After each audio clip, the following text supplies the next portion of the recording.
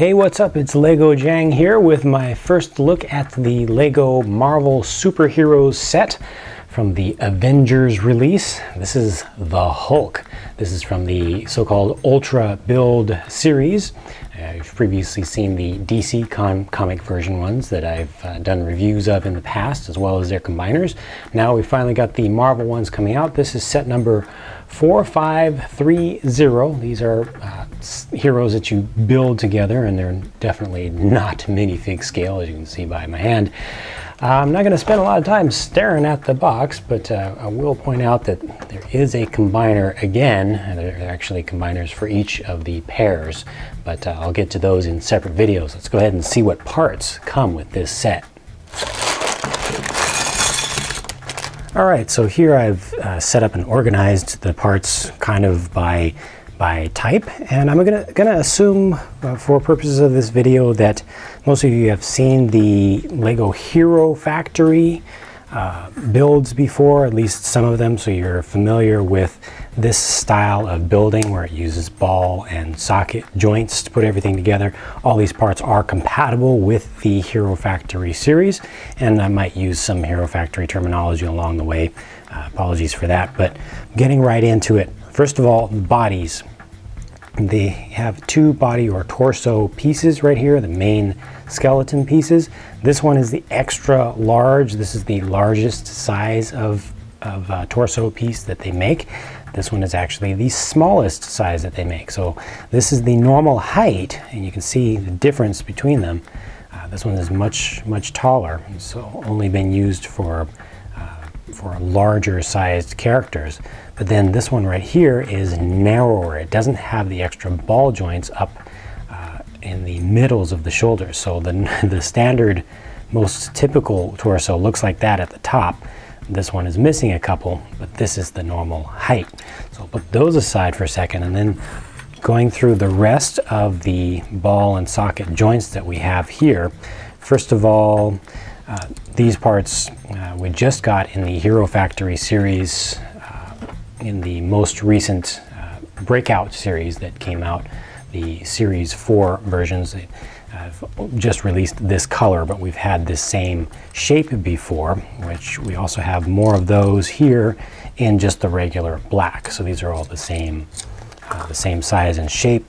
Got one of these really small little ones that are very useful for doing a lot of fine work of adjusting lengths of things and changing the positions of things. I'll get to these two in a second. Looks like got two of these longer ones. These have more range of motion at this end with that style right there.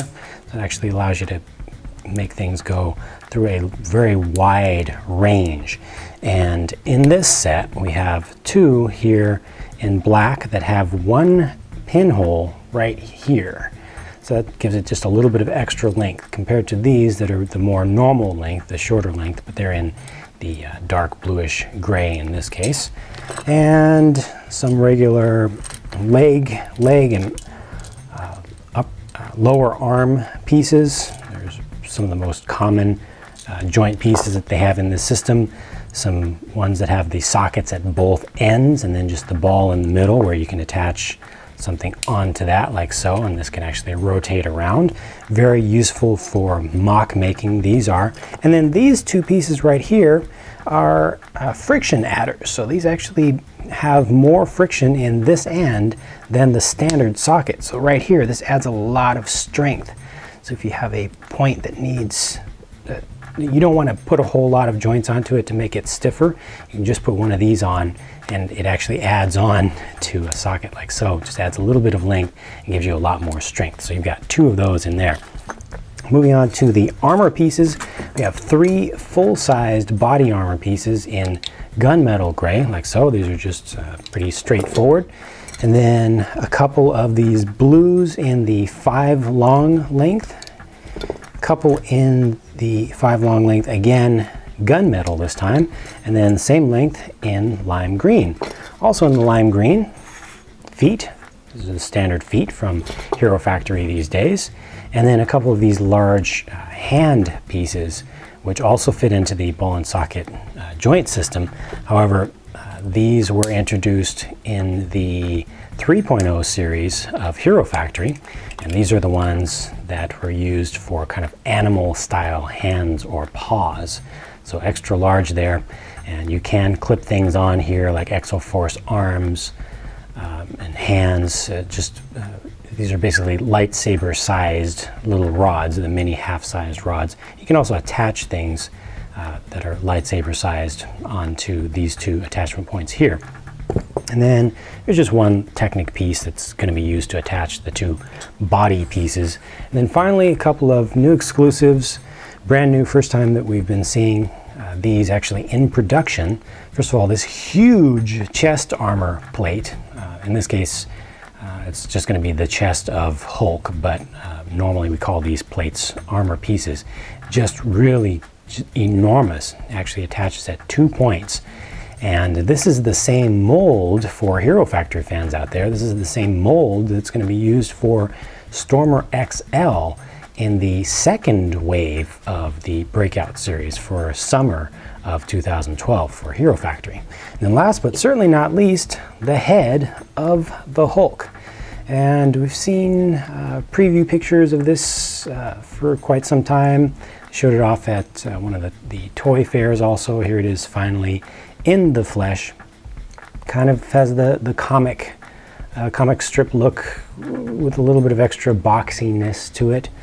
A lot of expressiveness to the face there. I think that they did a pretty good job on that. It's just a little bit on the blocky side. I'm not sure how I feel about that, but this attaches with just one ball end joint like so. It's just the standard size again, so it has, you know, the ability to articulate around and turn around. So let me go ahead and do some fast motion building.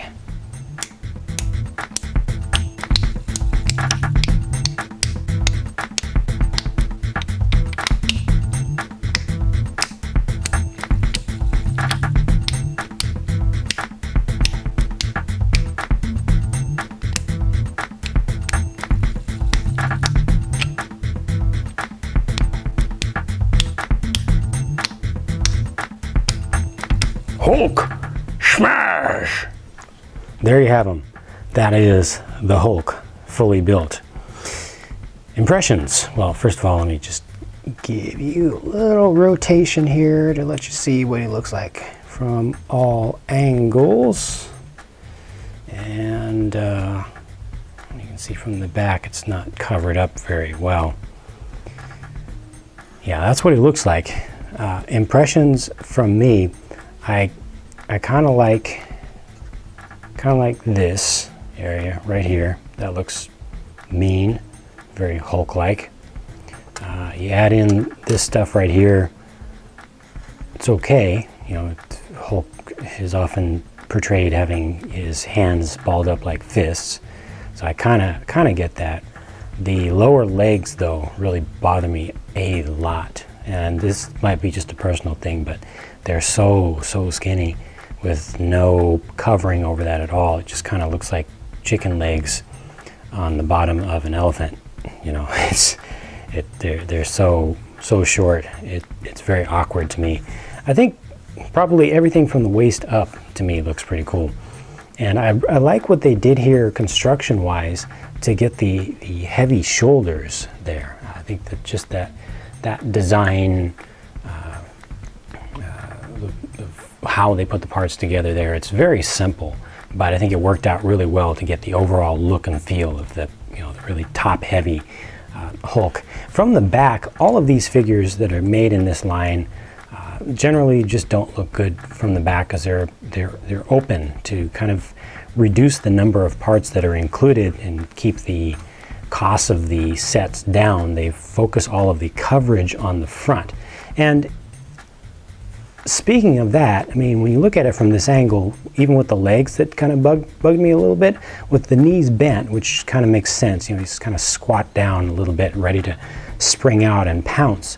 It doesn't really look that bad right here from the front. It's only kind of when you look from the side, it's just a little odd. It's like long ankles or something like that. The feet themselves, I think, work out with the color. the size and the shape, I think that works pretty well. And the head, like I said, just it does have the right amount of meanness to it, and this definitely looks, I mean, it's easily recognizable as a comic book series Hulk.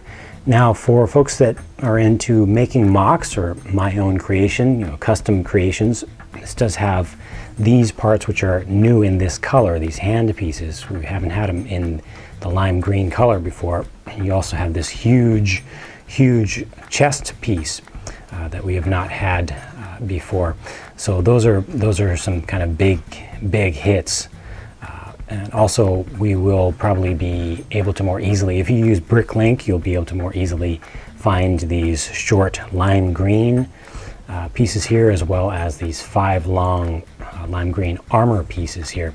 Other than that, not a lot of exciting stuff parts-wise, but as a set, it did go together pretty easily, pretty straightforward. You do get 2 whole torso pieces out of it.